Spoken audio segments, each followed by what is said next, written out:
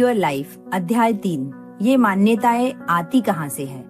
जब मैंने इस किताब का तीसरा अध्याय पढ़ा तो मुझे लगा कि लुई से अब हमें हमारी समस्याओं की जड़ तक ले जा रही है। पिछले अध्याय में हमने समझा था कि हमारी बहुत सी परेशानियों की असली वजह हमारे भीतर छिपी हुई कुछ मान्यताएं हो सकती है। लेकिन अब एक बड़ा सवाल सामने आता है, आखिर ये मान्यताएं हमारे अंदर आती कहाँ से है? क्या हम इनके साथ ही पैदा होते हैं या फिर जीवन के दौरान हम इन्हें सीखते हैं? लुई से कहती है कि हम में से ज्यादातर लोग अपनी मान्यताओं के साथ पैदा नहीं होते, हम उन्हें धीरे धीरे सीखते हैं और अक्सर उनकी शुरुआत हमारे बचपन से होती है। जब एक छोटा बच्चा इस दुनिया में आता है तब उसके पास अपने बारे में कोई राय नहीं होती। उसे यह नहीं पता होता कि वह अच्छा है या बुरा है, योग्य है या अयोग्य है, सुंदर है, बहुत सुंदर है या सिर्फ साधारण है। वो अपने जीवन में सफल होगा या नहीं होगा, उसे कुछ पता नहीं होता। वह केवल अपने आसपास के लोगों को देखकर सीखता है। वह अपने माता पिता की बातें सुनता है, उनके व्यवहार को देखता है और धीरे धीरे उसी आधार पर अपने बारे में अपनी राय बनाना शुरू कर देता है। जरा इसे एक उदाहरण से सोचिए। मान लीजिए एक बच्ची बार बार कुछ नया करने की कोशिश करती है, लेकिन हर बार उसे सुनने को मिलता है, तुमसे नहीं होगा, तुम हमेशा गलती करती हो, इतनी समझदारी तुम में नहीं है। शायद ये बातें गुस्से में कही गई हो, शायद माता पिता का इरादा गलत ना हो, वह उसे सुधारने समझाने के लिए ही बोल रहे हो। लेकिन उस बच्ची का मन इन बातों को रिकॉर्ड करना शुरू कर देता है। धीरे धीरे वह मानने लगती है, शायद मुझ में सचमुच कुछ कमी है, और यही विश्वास वर्षों तक उसके साथ चल सकता है। जब मैं इस हिस्से को पढ़ रही थी तब मुझे अपने आसपास के कई लोगों की याद आई, कैसे बचपन में हमारे अंदर भी कुछ मान्यताएं डाली गई है। कई बार हम बड़े होकर भी वही जीवन जी रहे होते हैं जो हमारे बचपन की मान्यताएं हमें जीने देती है। अगर बचपन में हमें बार बार आलोचना मिली है तो बड़े होकर भी हम खुद की आलोचना ही करते हैं। अगर बचपन में हमें प्यार के लिए खुद को साबित करना पड़ा हो तो बड़े होकर भी हम दूसरों को खुश करने की ही कोशिश करते रहते हैं।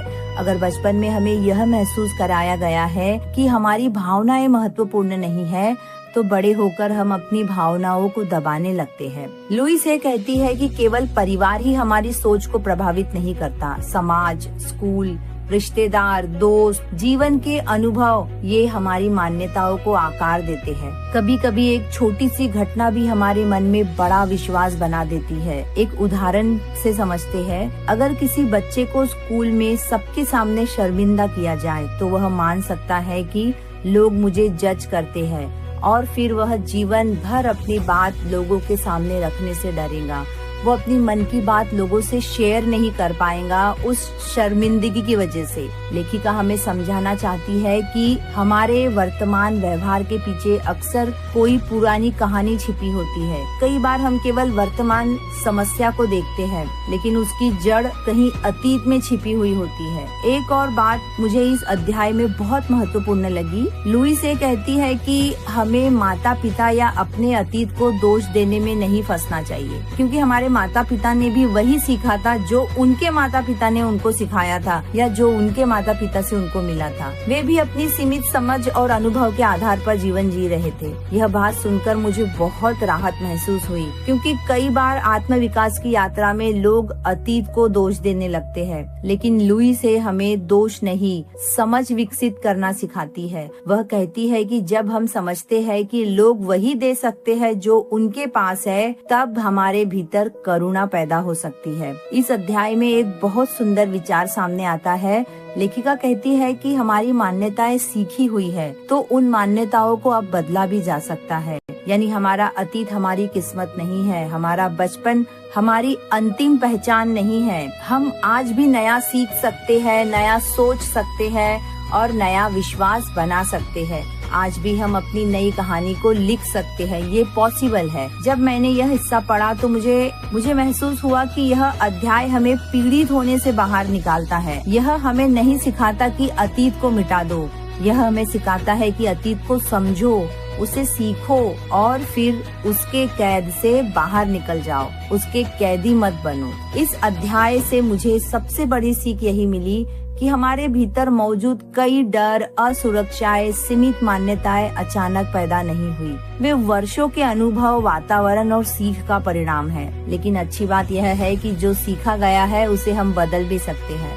और शायद आत्म परिवर्तन की शुरुआत तभी यही से होती है जब हम अपने अतीत को दोष देने के बजाय उसे समझना शुरू करते हैं, क्योंकि समझ ही वह रोशनी है जो हमें पुरानी मान्यताओं से मुक्त होकर एक नया रास्ता दिखाती है। तो दोस्तों, आज हमने समझा कि हमारी बहुत सी मान्यताएं बचपन, परिवार, समाज और पुराने अनुभव से बनती है। लेकिन अब एक और महत्वपूर्ण सवाल सामने आता है, क्या ये सारी मान्यताएं सच भी है? क्या जो बातें हमने वर्षों से अपने अंदर मान रखी है वे वास्तव में सच है, या फिर केवल पुराने अनुभव के आधार पर बनी हुई कहानियां हैं? इन्हीं सवालों के जवाब हम समझेंगे अगले अध्याय में, जहाँ लुई से हमें मान्यताओं को परखना और उन पर सवाल उठाना सिखाती है।